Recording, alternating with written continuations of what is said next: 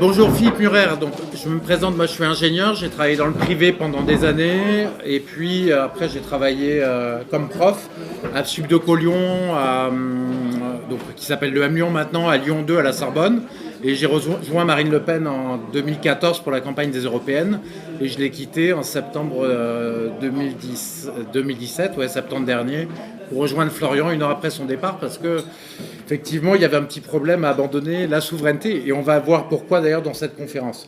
Alors, je m'intéresse aux questions à la fois économiques et écologiques. J'étais président du collectif Écologie, qui est une association qui regrouperait 300 membres, dont une vingtaine très actifs, puisqu'en fait, on faisait des conférences tous les 2 mois. C'est ça qui nous a permis de faire le programme écologique du Front, qui a été mal présenté, et qu'on avait présenté dans une convention. Et en fait, on était une vingtaine de personnes passionnées d'écologie qui se réunissaient, chacun présentait un sujet. C'est comme ça qu'on a pu enrichir notre niveau de connaissance, parce que c'est des matières très techniques, quoi, en fait, et qu'on a pu ensuite présenter un programme pour la présidentielle. Alors, les 2 thèmes principaux que j'ai voulu présenter, c'est l'agriculture et l'énergie, parce que c'est les 2 thèmes les plus fondamentaux aujourd'hui.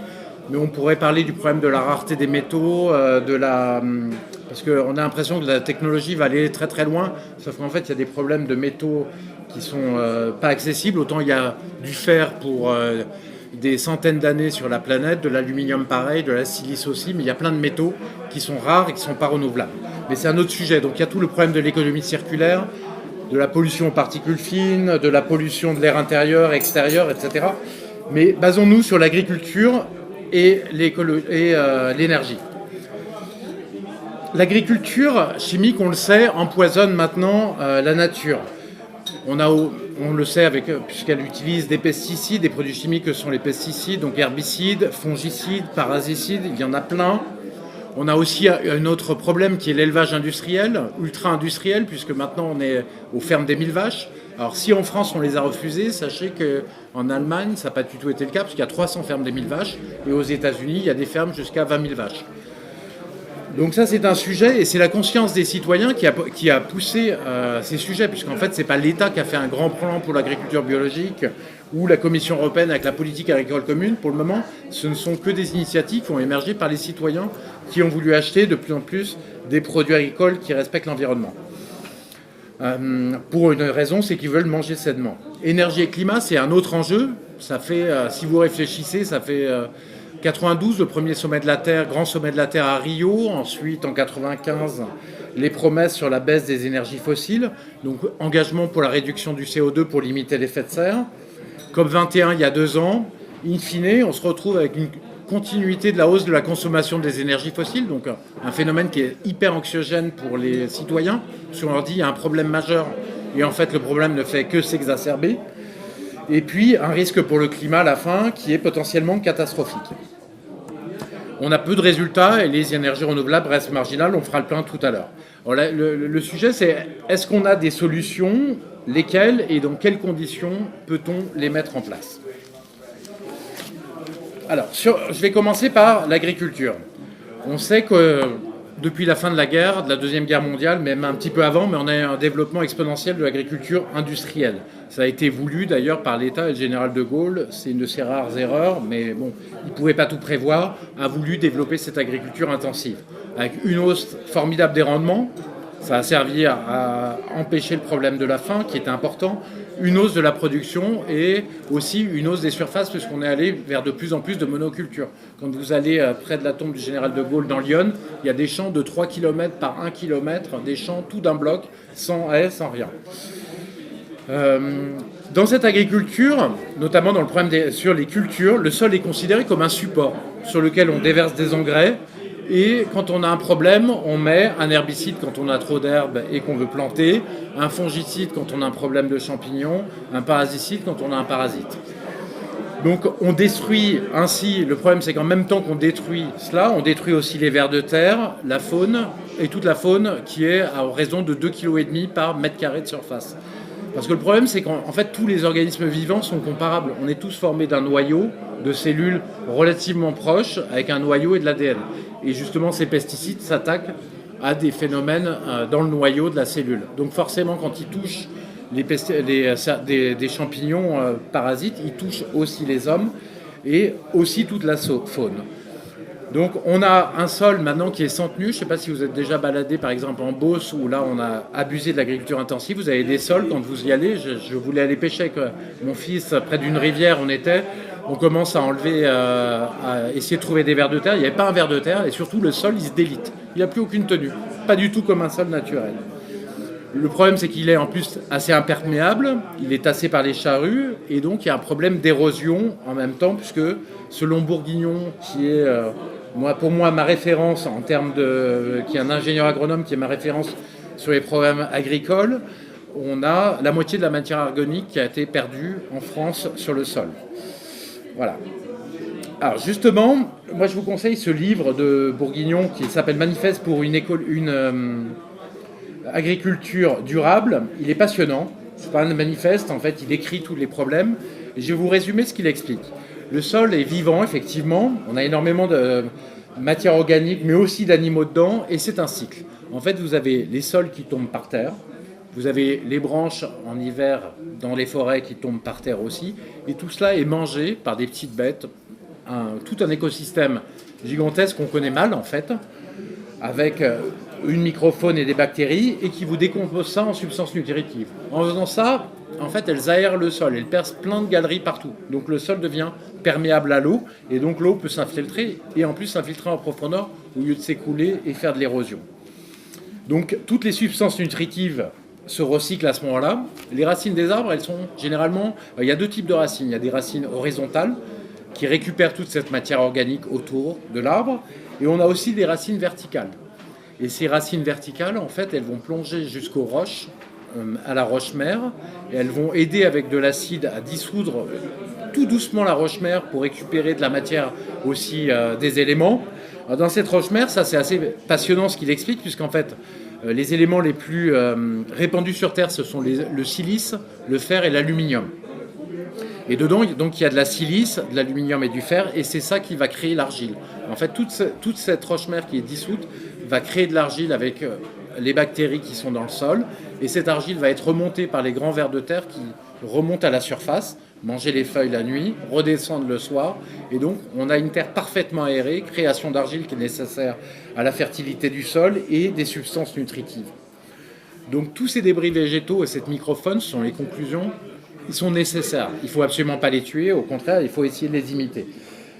Et donc, c'est eux qui permettent d'avoir toutes ces substances nutritives, d'avoir un sol vivant et d'avoir un sol qui est aéré.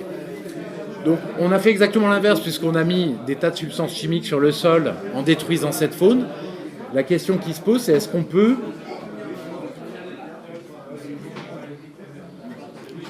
peut éviter de forcer la nature, effectivement, et d'utiliser l'écosystème?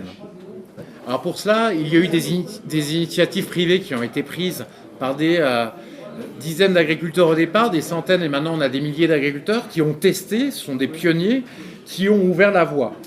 Alors ce qu'on sait, c'est que les conclusions qu'ils en ont tirées, c'est qu'ils y arrivent, et pour le faire, il ne faut pas de terre nue. C'est-à-dire quand vous faites votre récolte de blé, si vous coupez tout et que vous laissez la terre à nu, là, les mauvaises herbes poussent.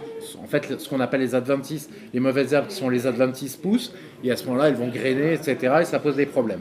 Donc après chaque récolte, il faut planter immédiatement de nouvelles plantes, qu'il faut sélectionner au mieux selon son sol, pour permettre de couvrir et d'empêcher les mauvaises herbes de se développer. Ces mauvaises herbes, ces herbes qu'on plante, donc ces plantations intercalaires, elles vont avoir un autre avantage, c'est qu'en hiver, elles vont être détruites par le gel, et en plus de cela, ou alors si elles sont pas assez détruites par le gel, on va passer des engins agricoles légers c'est difficile, avec qui vont arracher, blesser les plantes, et avec l'hiver, elles vont être détruites. Elles vont pailler le sol, et c'est elles qui vont faire ces substances nutritives, et donc l'entretien de toute la faune du sol. Voilà. Donc, en plus, quand on a des mauvaises herbes qui poussent dans les champs, il y a des techniques de désherbage qui ont été faites. Alors, il y a des techniques thermiques en passant de la vapeur chaude, ou des techniques mécaniques en passant des RC-tri et des petits engins agricoles qui arrachent donc toutes ces adventices. L'autre manière de se préserver de ces mauvaises herbes qui sont un problème, ce sont les rotations de culture. En fait, les mauvaises herbes du maïs ne sont pas les mêmes que du blé, ne sont pas les mêmes que la luzerne.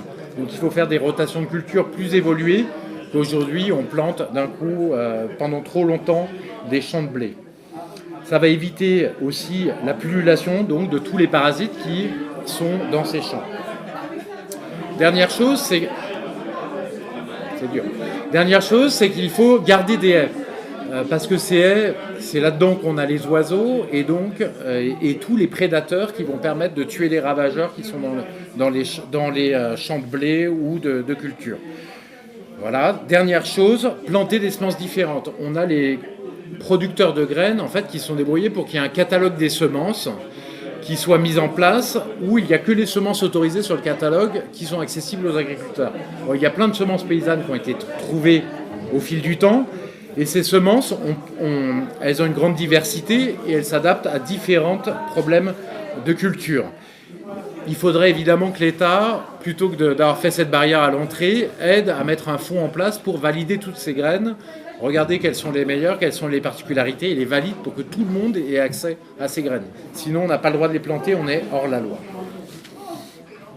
Donc le but, en fait, dans tout ça, ce qu'on voit, c'est refaire de l'agronomie. Il faut que les agriculteurs se réapproprient l'agronomie pour pouvoir pour changer ce mode d'agriculture. Mais en tout cas, on a plein de gens qui ont réussi à le faire et de le faire de façon rentable. On a plusieurs avantages. On a des produits qui sont goûteux, des produits du terroir. Les consommateurs sont protégés, mais les agriculteurs sont aussi protégés puisque ce sont les premiers qui passent les pesticides et donc qui en subissent les conséquences. Et enfin, la nature et la biodiversité aussi sont protégées par ça. Alors, la question qui se pose après, parce qu'on n'est pas des doux irréalistes comme Europe Écologie Les Verts, c'est est-ce que c'est possible ? Est-ce que les prix vont être très différents ? C'est fondamental puisque quand on gagne le SMIC ou des salaires proches du SMIC, la question des prix est fondamentale pour savoir si on va pouvoir se nourrir sans trop de problèmes. Alors, les grandes études qui ont été faites sur le sujet montrent qu'il y a des écarts de rendement sur les cultures entre 8% et 25%. Donc c'est des écarts qui sont importants et les plus grands écarts sont pour le blé avec 30%. Donc c'est des écarts qui sont importants mais qui ne vont pas faire changer fondamentalement le prix de notre agriculture. Et on verra qu'il y a en plus de cela une différence de coût parce que l'agriculteur qui fait ça, il a moins besoin de grands tracteurs parce qu'il a plus besoin de faire des labours avec des tracteurs immenses pour retourner de 20 cm de la terre. Donc il a moins besoin de carburant, donc des économies. Il a moins besoin d'engrais minéraux, puisque les plantes à rotation intercalaire servent d'engrais. Et il a moins besoin donc d'intrants en général, donc il a des économies effectivement là-dessus. Puis les pesticides aussi sont un coût important. Donc au final, on arrive à des prix différents, mais légèrement différents. On peut d'ailleurs très bien imaginer qu'on ait une baisse de TVA pour compenser complètement le prix de ces nouvelles productions, puisque ces productions nous servent, puisqu'elles permettent de préserver notre environnement. Donc les pionniers ont fait le travail. Maintenant, c'est à l'État de faire en sorte de démultiplier ce travail parce que là, on a à peu près 6% de l'agriculture bio ou apparentée. Maintenant, c'est à l'État de démultiplier et d'utiliser toute la force de la puissance publique pour démultiplier et qu'on arrive en une période relativement courte à arriver à ne plus avoir besoin d'agriculture industrielle. Alors, le modèle actuel, en fait, c'est le modèle de l'Union européenne. C'est quoi ? C'est déjà une compétition interne entre tous les États de l'Union européenne, c'est déjà une chose, mais aussi une compétition externe, puisqu'on signe des accords de libre-échange. Moi, j'étais en commission commerce international avec toute la planète. Et à chaque fois, on le fait avec une baisse des droits de douane sur l'agriculture. Alors ça a été fait avec plein de zones en Afrique, c'est en train d'être fait avec le Mercosur, ça a été fait aussi avec l'Équateur, qui est par exemple le premier producteur de bananes, et vous verrez que les bananes antillaises, vous les voyez de moins en moins devant vos supermarchés, pour des écarts de prix très faibles. Maintenant, vous voyez de plus en plus des bananes d'Amérique du Sud avec tous ces accords de libre-échange. Le problème, c'est qu'elles font une concurrence féroce sur l'agriculture, et chez nous, mais aussi ailleurs. C'est une concurrence féroce sur les prix. Donc, à partir de ce moment-là, comment les agriculteurs, en fait, se battent à fond pour avoir absolument le prix le plus bas. L'agriculteur français, il essaye de survivre. En 2015, on avait la moitié des agriculteurs qui étaient payés en dessous de 350 € par mois. C'est de la dinguerie, c'est-à-dire que l'agriculteur, il bosse dans son champ 60 heures par semaine pour gagner moins que le RSA. Donc, on a de la chance d'avoir des gens encore courageux là-dessus, mais on va finir par les tuer, quoi. Cette année, les prix ont un peu remonté. On a un tiers d'agriculteurs en dessous de 350 € par mois. C'est donné de la mutuelle agricole. Donc on voit que cette compétition est en train de tuer notre agriculture. Donc c'est une course au prix le plus bas. et une course au moins de personnel possible pour coûter le moins cher possible. Donc, on a une agriculture avec des champs de plus en plus gigantesques. À partir de ce moment-là, vous avez vu le débat sur le glyphosate qui était intéressant. Ça fait 10 ans qu'on parle du glyphosate de Monsanto, et je pense que les gens qui sont dans cette salle, vous connaissez un peu le sujet, et qu'on n'arrive pas à l'enlever. Mais c'est vrai qu'aux agriculteurs, si vous leur demandez d'enlever le glyphosate et d'être en concurrence avec l'Amérique du Sud, l'Amérique du Nord et avec le monde entier, qui eux auront le droit au glyphosate, ils ne peuvent pas le faire, quoi. Ils sont trop sous pression. Là, vous ne pouvez pas le faire et c'est impossible de les faire bouger. En revanche, si vous passez dans un modèle français, vous pouvez dire j'exclus le glyphosate. D'ailleurs, juste une chose, 80% des Français le veulent. Exclure, arrêter le glyphosate, et probablement, c'était la seule question qui lui a été posée, mais aller vers une agriculture respectueuse de l'environnement. Si vous mettez un modèle français avec une deadline, vous dites dans 2 ans on interdit le glyphosate, mais on introduit aussi tous les produits qui sont faits avec le glyphosate. C'est-à-dire que les producteurs de blé, effectivement, auront des rendements un petit peu plus faibles, mais ils ne seront plus concurrencés par le blé américain ou le blé australien. À partir de ce moment-là, vous n'avez pas de problème de concurrence déloyale, vos agriculteurs s'en sortiront. Et vous aurez réussi à mettre en place votre mesure sans problème. Il faudra enseigner les méthodes par les chambres d'agriculture. Vous demanderez aux chambres d'agriculture, enseigner évidemment pour les nouveaux agriculteurs, mais dans les chambres d'agriculture, puisqu'on a des dizaines de milliers, des milliers d'agriculteurs qui ont testé ces nouvelles méthodes. D'ailleurs, le problème, c'est pas le glyphosate, ça c'est probablement l'ensemble des herbicides qu'il faudrait supprimer par ces nouvelles méthodes, quoi. Le glyphosate étant juste emblématique à cause des dérives de Monsanto. La seule chose sur laquelle vous ne pouvez pas le faire, sinon, parce que là, vous allez tuer une partie de l'agriculture française, c'est on est très très compétitif sur les céréales et on exporte environ la moitié de notre production. Et là, on ne pourra pas dire aux agriculteurs battez-vous avec un boulet au pied contre les agriculteurs à l'extérieur, alors qu'il n'y a probablement pas de marché. Donc il faudra mettre une période de transition beaucoup plus longue pour ouvrir un marché au glyphosate. Mais on ne va pas demander aux agriculteurs de ne pas prendre de glyphosate pour les champs de blé pour l'export. Donc il faudra avoir 2 poids 2 mesures. Mais là, c'est une question de réalisme, sinon on fait tomber la moitié de l'agriculture française. Donc pour l'agriculture en général, avoir une politique agricole française, ça va nous permettre aussi de réorienter, au lieu de se réorienter sur cette bataille, sur ces grands marchés, sur le libre-échange, de se réorienter, de faire une PAC, une politique agricole française, vers l'agriculture d'excellence comme celle-là. Vous voyez sur le glyphosate ce qu'on peut faire, c'est ça qu'on appelle le protectionnisme intelligent. On se base sur les normes. Puisque nos agriculteurs produiront sans glyphosate, ils seront protégés par ces normes-là sur le territoire français. Il faudra aussi évidemment faire des prêts facilités pour tous ces équipements, puisque nos agriculteurs sont à l'os, on en a besoin, en plus ils sont trop vieux, il va falloir venir des jeunes, pour acheter, et il va falloir acheter tous ces nouveaux matériels, les RC-tri, etc., pour arracher les mauvaises herbes. Il va falloir changer donc tout l'enseignement agricole, changer la structure des chambres d'agriculture, et puis il faudra donner donc des deadlines clairs par produit en concertation avec nos agriculteurs. L'autre chose fondamentale, vous voyez bien, c'est un vrai bordel. Dans les grandes surfaces, on ne sait pas quand est-ce qu'on achète français ou pas. Il faut aller lire au dos quand vous achetez votre produit, ou même si le produit est fabriqué en France. Il faudra un drapeau Made in France, fabriqué en France uniquement pour les produits faits à 100% en France et très visible sur l'étiquette. L'Union européenne interdit aussi l'obligation d'afficher la provenance des produits. C'est pour ça que vous êtes complètement perdu. C'est absolument interdit. Tout ce que vous pouvez faire, c'est du facultatif. Et comme personne ne le fait, effectivement, vous vous y retrouvez pas. En conclusion,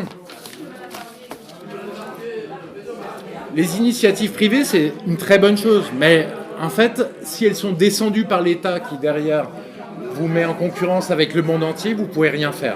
Donc il faut aussi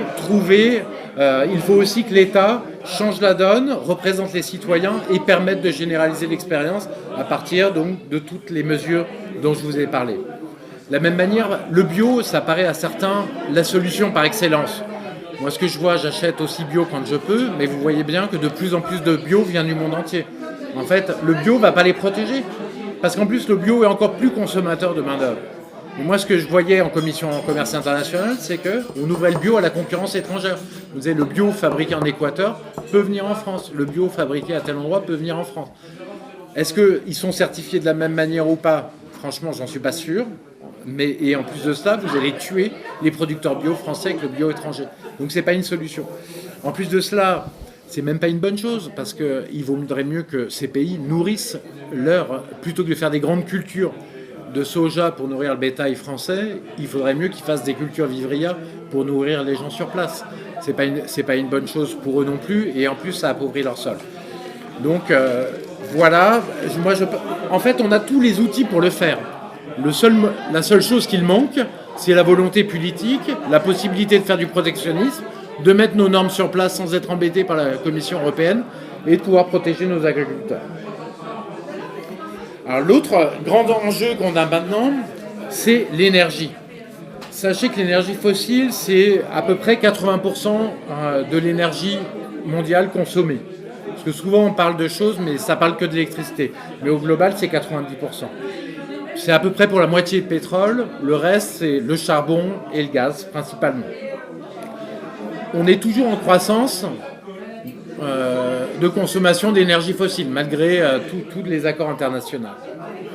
Pour vous donner à peu près des ordres d'idées sur les émissions de CO2, les USA sont à peu près à 16 sur les émissions de CO2, quand la Chine et l'Allemagne sont à 10, et la France et le Royaume-Uni sont à 5. Donc la France, évidemment, parce qu'elle a son énergie nucléaire qui lui permet de consommer peu de CO2. L'urgence actuelle, parce que les écologistes brouillent le débat, c'est de se passer de ce CO2 et donc de se passer des énergies fossiles pour le climat. Et puis il y a une deuxième chose, c'est que le pétrole, on sait qu'on va avoir un pic de consommation pétrolière bientôt. Est-ce qu'on a passé ce pic c'est un peak oil, c'est-à-dire qu'on ne pourra plus produire autant de pétrole qu'avant. Si on est là-dedans, on ne sait pas exactement ce qui reste sous terre, mais ce qu'on sait, c'est qu'on en consomme beaucoup et on en trouve de moins en moins. Voilà. Beaucoup moins que ce qu'on consomme. Donc c'est un risque gigantesque de continuer à être aussi dépendant du pétrole, alors même qu'il faut 20 ans à peu près pour mettre en place une politique énergétique en œuvre. D'où l'urgence. Alors moi je trouve que les Verts, ils brouillent le débat parce qu'eux, ils ont un marqueur, ils se sont réconciliés contre le nucléaire au début des années 80. Sauf que le problème, c'est que l'enjeu majeur, c'est les énergies fossiles. Et vous n'allez pas pouvoir faire en même temps le fossile et le nucléaire vous voyez, sur le même tenant. Chaque fois que vous allez vouloir remplacer du nucléaire, c'est du temps perdu sur les énergies fossiles et qui est du temps qui est important dans la lutte pour le climat que nous avons. Donc moi je suis comme Jean Covici, c'est un des rares points communs que je partage avec lui, mais je pense qu'il faut garder ce nucléaire. D'ailleurs la Suède qui est souvent citée en exemple comme un paragon de vertu sur les énergies renouvelables, alors c'est principalement dû au fait qu'ils ont énormément d'hydroélectrique, qui est la source la plus facile à exploiter. La Suède, ils viennent de voter 10 ans de pouvoir construire 10 nouvelles centrales nucléaires dans les années à venir, discrètement. Parce qu'effectivement, on ne va pas pouvoir se passer de pétrole sans faire un peu de nucléaire. L'Allemagne, ils ont fait leur transition énergétique. Alors, ils ont effectivement remplacé, ils ont mis pas mal des énergies renouvelables, mais ce qu'on voit, c'est qu'ils ont mis autant de capacités de charbon et de gaz que d'énergie renouvelable.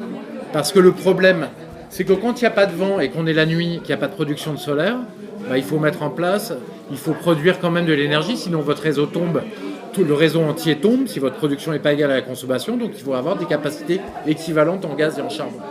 Donc ce n'est pas une solution valable, et d'ailleurs, alors ils vont se heurter à un mur, les gens sont en train de le dire, parce qu'ils ne vont pas pouvoir se passer du nucléaire. Ils ne vont pas avoir que des énergies intermittentes qui produisent principalement le jour pour le solaire et toute la journée, mais quand il y a du vent pour l'éolien, c'est absolument impossible de faire tourner un réseau électrique comme cela. D'ailleurs, ils ont eu un doublement, ils ont été pionniers, et ils ont eu quand même un doublement du prix de leur électricité. Donc les factures sont à peu près le double de la facture d'un Français aujourd'hui pour l'électricité. Quand on sait que ça représente 50-60 euros par ménage facilement, ça pose un petit problème. Bon, le nucléaire, il faut évidemment le sécuriser et faire le grand carénage, mais il y a en France, je crois que les plus vieilles centrales ont 42, 43 ans. Aux États-Unis, il y a des centrales qui ont 50, 53 ans qui tournent. Donc on peut probablement les faire tourner 60 ans, mais il va falloir se poser la question par quoi on les remplace, on en parlera après. Voilà. À l'heure actuelle, en fait, je pense que vous serez d'accord avec moi, on a négociation internationale sur négociation internationale depuis 25 ans. En fait, donc c'est de la sensibilisation. Tout le monde maintenant est sensibilisé sur le sujet, mais il ne se passe pas grand-chose finalement. Les énergies renouvelables pèsent quelques pourcents à la consommation, Ça a un peu progressé, mais ça reste très faible. Maintenant, je pense qu'il faut passer à l'action. Alors, vous avez 2 solutions dessus. On peut effectivement prendre le modèle actuel, qui est de dire que c'est le privé qui fait tout. C'est le modèle actuel des initiatives privées. Bon, on voit que ça va doucement. Ou alors on a le modèle de continuer avec le privé et d'utiliser aussi la puissance de l'État. Alors, dans le livre que j'avais fait, La transition énergétique, une énergie moins chère et 1 million d'emplois créés, je montrais que le coût de toute la transition énergétique en France, que j'avais chiffré, était à 1600 milliards d'euros d'investissement sur 20 ans. C'est considérable. Il faut dire que ça va quand même nous permettre d'économiser 65 milliards par an de factures énergétiques d'énergie fossile. Mais 1600 milliards d'euros sur 20 ans, c'est du très long terme. Les investissements que vous faites, je veux dire, c'est complètement hors de portée du privé. Est-ce que Total peut se permettre de faire même 500 milliards d'investissements là-dessus sur 20 ans? Non, c'est impossible. Deuxième problème, si vous les laissez faire par le privé, vous allez avoir un doublement des prix. Pourquoi? Parce que Total ne va pas emprunter au même prix que l'État, surtout s'ils empruntent des centaines de milliards. Et deuxième chose, ils vont demander du rendement pour leurs actionnaires, qui ne sera pas des petits rendements, qui seront des rendements importants. Et j'avais à peu près chiffré que ça faisait un doublement des prix, selon que ce soit le secteur public qui investisse pour mettre ses équipements, ou le secteur privé uniquement. D'ailleurs, vous le voyez, le programme nucléaire français, qui a commencé dans les années 70, qui a fini en 98, là où il y a le pic d'endettement nucléaire, il a coûté 180 milliards d'euros. Ça a été 180 milliards d'euros qui ont été mis sur la table, avec un endettement croissant d'EDF jusqu'en 98, et un endettement décroissant ensuite, après, avec le remboursement. Donc on voit que c'est des programmes qui sont sur le très long terme, et qui ne sont pas de la portée du seul secteur privé. Moi, je ne suis pas un communiste du tout, mais je pense que le privé et l'État ont chacun des rôles différents qu'il ne faut pas mélanger. L'autre chose, c'est est-ce qu'on fait du libre-échange ou pas là-dessus? Alors, à l'heure actuelle en France, vu la situation, acheter les 2 principales énergies, on verra après, l'éolien et le solaire, acheter ces équipements éoliens et laisser nos frontières ouvertes, ça veut dire qu'on va acheter tout l'éolien pratiquement au Danemark et en Allemagne, et acheter le solaire en Chine. Quand vous voyez les montants d'investissement que cela fait, ça veut dire qu'en fait, on va s'endetter pour acheter à l'étranger. Donc on va faire du déficit commercial, et on va s'appauvrir, et on va même se ruiner au fur et à mesure qu'on fait la transition énergétique. Donc, moi, ça ne me paraît pas réaliste si on reste en régime de libre-échange. En revanche, si l'État qui fait sa transition énergétique, qui achète ses éoliennes, elle les achète à des producteurs français, on va voir comment on peut mettre en place ces fabricants. De la même manière que quand on a décidé le nucléaire, il n'y avait aucun fabricant français de nucléaire. C'est l'État qui, avec le privé, s'est concerté et a fait des commandes, un programme sur le long terme pour le mettre en place. Pareil pour le solaire. En fait, l'argent que vous allez mettre dans qu'EDF ou d'autres entreprises vont mettre dans le solaire et l'éolien vont revenir sous forme d'emploi. Et donc, tout cela va créer un cercle vertueux de croissance. Plus vous installerez, plus vous allez créer d'emplois. Et s'il est efficace, plus vous allez créer d'énergie. Donc là, vous êtes dans un cercle vertueux où on est gagnant. L'autre chose, c'est vrai qu'on va les payer plus cher, c'est clair. Par rapport à un panneau solaire chinois fabriqué par des jeunes Chinois, ça sera plus cher de fabriquer en France. Les écarts de prix seront de 10 à 20%. Et quand vous fabriquez un panneau solaire pour 1 000 € en France, à ce moment-là, vous avez combien de taxes qui reviennent, combien de cotisations sociales sur les salaires qui reviennent dans les caisses de l'État. En fait, c'est beaucoup plus que les 20% d'écart de prix.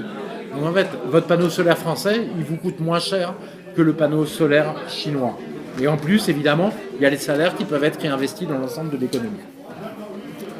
C'est pour ça qu'en fait, si vous voulez, vous regardez le rôle de l'État dans ces transitions énergétiques qui sont des investissements gigantesques à long terme, protectionnisme intelligent, financement évidemment par la Banque centrale, la Banque de France qui sera avec nous pour nous aider pour le financement, les patriotes ont tous les atouts pour être très bien placés sur la transition énergétique. Tous les gens qui voudront faire cela. Alors, la transition énergétique, il ne faut pas se leurrer. On nous dit, regardez tel pays fait ça, regardez tel pays fait ça, tel pays fait ça. Mais tous les pays ont des atouts différents. La Suède, elle a énormément de biomasse avec ses grandes forêts, elle a énormément d'hydroélectrique, les quantités sont gigantesques. Elle va faire une transition énergétique qui n'est pas la même que la nôtre.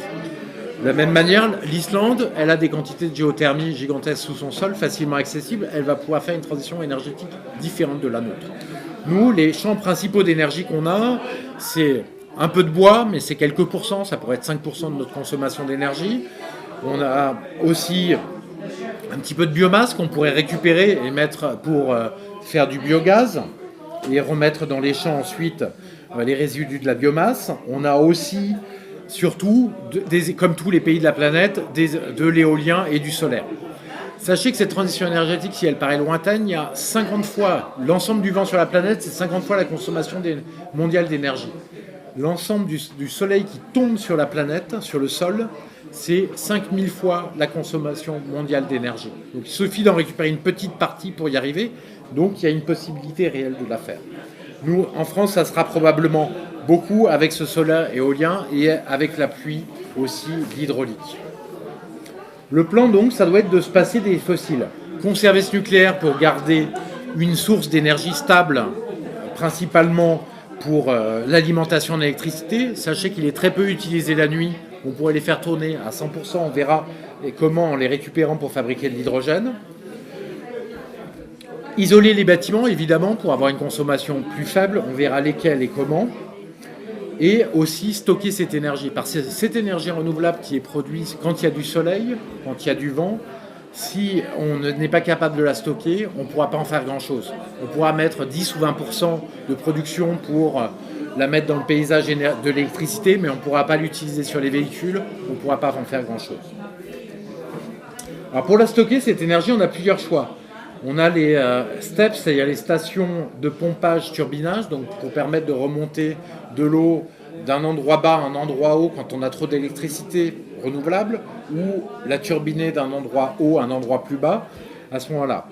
Le problème, c'est c'est pas des sources considérables de stockage, et alors pour arriver à le faire, il faudrait mettre en dessous de chaque grand barrage hydroélectrique français un autre barrage hydroélectrique pour pomper de l'un à l'autre. Je ne suis pas sûr que ce soit facilement acceptable aujourd'hui.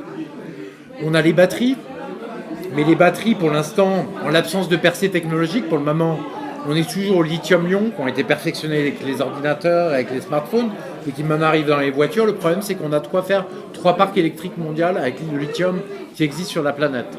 Donc, ce n'est pas une solution d'envergure totale. Voilà. Ensuite, on a un problème, c'est qu'on ne peut pas stocker avec ces batteries sur le long terme l'énergie. Pour basculer par exemple l'énergie solaire, pour en basculer une partie vers l'hiver. Donc la solution, moi, qui me paraît la plus intéressante, c'est d'arriver, en utilisant cette électricité qu'on produit en surplus, d'alimenter des centrales d'électrolyse pour faire de l'électrolyse de l'eau. Ça, on sait le faire. Donc on décompose l'eau H2O en hydrogène et oxygène. On arrive à des coûts tout à fait raisonnables. On a un rendement qui est de 60%, donc on perd que 40% de l'électricité. C'est un autre avantage, c'est en les plaçant à différents points du territoire, on aurait des usines un peu sur tout le territoire et donc des emplois pour tout le territoire français. Mais en plus de cela, ça permettrait d'économiser beaucoup d'argent pour le réseau. Parce qu'en fait, si on met des énergies renouvelables partout dans le réseau, qui se baladent, il va falloir faire exploser le coût du réseau. Les chercheurs d'EDF avec qui on travaillait nous disaient que ça ferait quasiment doubler le coût du réseau électrique français. L'autre chose, c'est qu'on a peut-être des possibilités pour le long terme. C'est-à-dire qu'en Suisse, on a trouvé qu'en combinant l'hydrogène avec du gaz carbonique, on obtenait de l'acide formique qui, lui, peut se conserver facilement pour le long terme.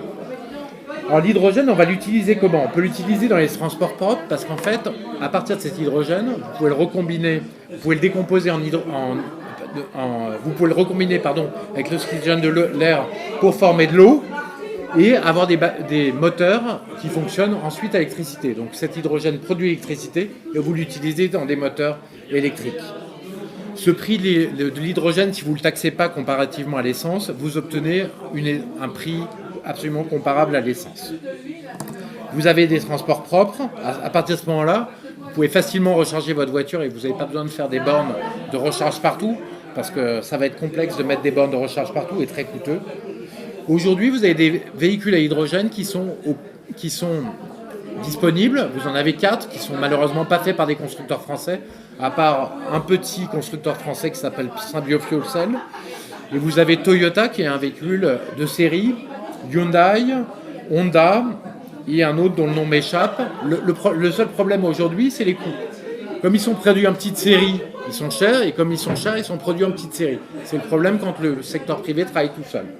les coûts, c'est à peu près de 50 à 60 000 euros. Et si on les produit en grande série, le département de l'énergie américain, donc entre 100 et 200 000, on arrive à des véhicules à pile à combustible à prix comparable au prix des véhicules classiques. Donc on a une solution pour l'avenir avec ça, et on a une solution surtout de stockage de ces énergies renouvelables. Donc ça me permet quelque chose d'excellent. Alors, il faut rester prudent quand même, et un État stratège va vérifier s'il n'y a pas des innovations majeures sur les batteries qui sont faites. Il y a des batteries Zinc Air qui sont en prototype, qui ne marchent pas pour l'instant, et qui pourraient peut-être permettre de résoudre ce problème de stockage. Quand elles seront utilisées pour les transports, ensuite on pourra les utiliser évidemment dans l'industrie. Alors, pour le nucléaire, il va falloir aussi se poser la question de comment renouveler les centrales nucléaires qui, pour les plus jeunes, ont une vingtaine d'années, et par quels moyens. Alors, il y a une filière qui est intéressante parce qu'il y a un problème de risque sur le nucléaire et tout le monde le comprend bien. Maintenant, vous voyez que toutes les énergies ont des inconvénients. On pourrait les renouveler effectivement par des centrales à thorium. Alors, il faut faire des recherches, mais le thorium, en fait, il faut savoir qu'il y a eu des centrales à uranium-233 qui ont fonctionné, centrales expérimentales aux États-Unis pendant une année sans problème. Ouais, c'est dur. Ah ouais, c'est dur. Puis moi, je dois forcer la voix, quoi. Donc, elles n'ont pas été choisies pour une raison simple, en fait, c'est que les militaires voulaient du plutonium et des déchets par les centrales à uranium-235 classiques. Et donc, ils ont choisi, puisqu'ils étaient... on était quand même en pleine guerre froide, on a choisi plutôt ces centrales à uranium-235. En fait, le thorium, il n'est pas fissile, c'est un énorme avantage. C'est-à-dire que si vous le laissez comme ça, il ne peut pas y avoir de réaction en chaîne. Donc, vos centrales, vous pouvez faire des centrales sûres avec du thorium. Il faut ensuite le bombarder avec des neutrons pour obtenir de l'uranium-233 et faire des centrales qui n'ont pas de risque d'emballement. Donc il faudrait mettre des moyens importants là-dessus pour arriver à trouver des centrales qui sont beaucoup plus acceptables pour toute la population. Dernière chose qui va être importante à faire dans la transition énergétique, c'est l'isolation.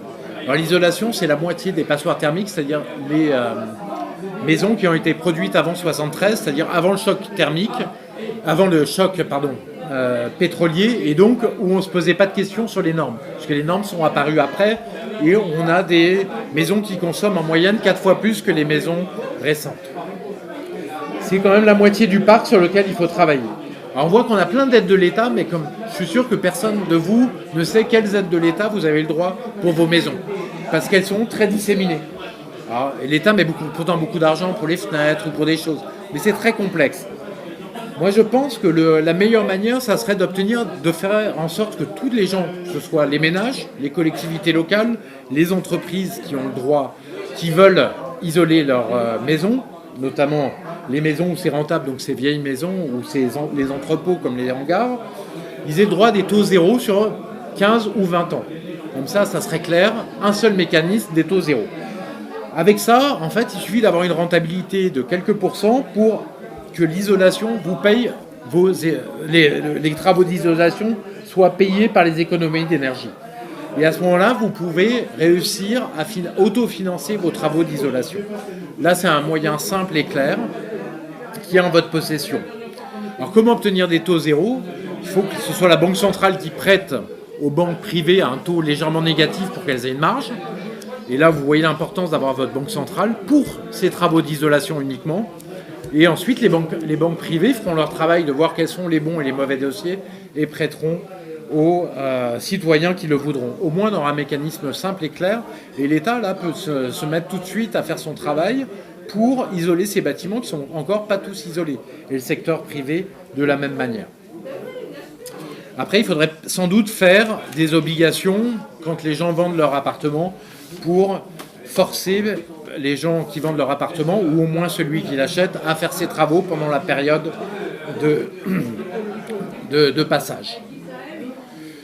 Moi, j'avais montré dans le livre sur la transition énergétique que c'était possible de se passer effectivement de toutes ces énergies fossiles en France. Ça nécessite donc, si je résume, 1600 milliards d'euros d'investissement.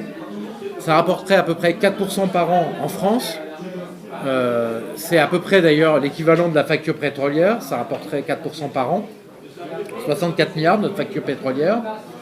Ça nécessite Donc, d'avoir le public qui soit avec le privé, d'avoir la Banque de France qui aide à financer tout cela à des taux intéressants pour que les équipements ne soient pas trop chers. Le privé concevrait, inventerait, fabriquerait, et c'est l'État qui serait le stratège de tout cela, comme il l'a été avec bonheur, par exemple pour le nucléaire ou pour beaucoup d'autres sujets dans les années 60. Il faut des commandes sur le long terme, mais d'ailleurs on voit que c'est l'intérêt des industriels. Là, EDF vient d'expliquer qu'il va faire 25 milliards d'euros d'investissement dans le solaire dans les 15 ans à venir. Avec tout cela, avec ces investissements-là, vous voyez qu'on pourrait monter, avec des investissements qui montent en puissance, on pourrait créer et développer des productions solaires sur le sol français. Les Français sont autant capables de le faire que les Chinois. Mais là, à l'heure actuelle, ça va être acheté uniquement en Chine, puisque de toute manière, on n'a pas le droit de mettre des protections sur nos marchés publics. Et ça enclencherait ce cercle vertueux. Voilà. Donc, pour vous montrer que ces sujets, il y a des solutions. Je ne dis pas qu'on détient toutes les solutions, mais on a quand même des plans assez clairs sur le sujet. Il y a plein de choses, mais il ne se passe rien parce qu'on n'a pas de possibilité de faire nos lois et de protéger pour créer des cercles vertueux qui permettent de déclencher des cercles vertueux, des créations d'emplois. Pour vous dire, sur la transition énergétique, c'est 1 million d'emplois, puisqu'on a à peu près 65 milliards d'euros à créer par an, c'est-à-dire ça crée à peu près 1 million d'emplois et 2 millions d'emplois indirects. Voilà, je vous remercie.